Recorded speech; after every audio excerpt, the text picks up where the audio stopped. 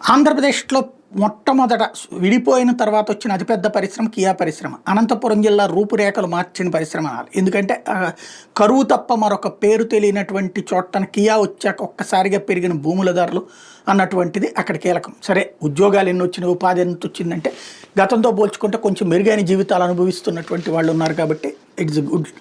At the same time ఆ Kia పరిశ్రమకి సంబంధించి ఇప్పుడు తాజాగా ఒక సంచలనం వెలుగులోకి వచ్చింది. 900 ఇంజన్లు కనిపించట్లేదట.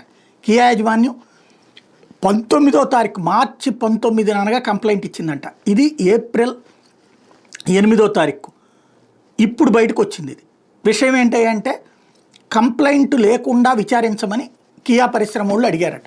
వీళ్ళేమో మీరు కంప్లైంట్ ఇస్తే కానీ విచారించమన్నారట. వాళ్ళు మళ్ళీ అలా యాజమాన్యం కొరియా వాళ్ళని అడిగితే వాళ్ళు ఓకే చేశాక ఇప్పుడు దాని మీద కేసు కట్టారు. ఏం జరిగింది అసలు? ఇంత నిర్లక్ష్యమా?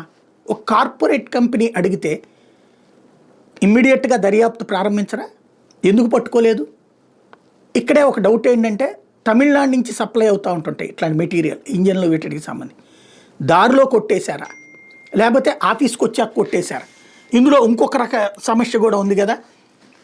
ఎవరైనా ఈ మధ్యకాలంలో పరిశ్రమలు బెదిరించేవాళ్ళు తయారయ్యారు కదా. మా ముందు నుంచి వెళ్తుంటే మాకు ఇంత డబ్బులు ఇవ్వాలి, లేకపోతే కనుక ఊరుకోమనేటటువంటి కాన్సెప్టులు బిగినాయి కదా. అట్లాంటిది ఏదన్నా కావాలని వీళ్ళు ఆపారా?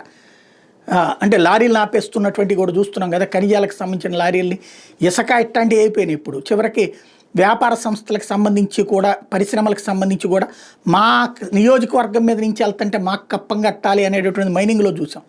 అట్లాంటిది ఏదైనా కంపెనీల దగ్గరకు కూడా వచ్చిందా? అందుకని ఇది బయటికి రాలేదా తెలియదు. బట్ 900 ఇంజన్లు అంటే ఆషామాషి కాదు.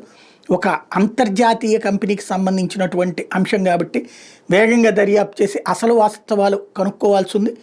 ఎవరు నిందితులు అన్నటువంటి తేల్చాల్సి ఉంది. తద్వారా మన పోలీసుల సత్తాని చూపించాల్సి ఉంది.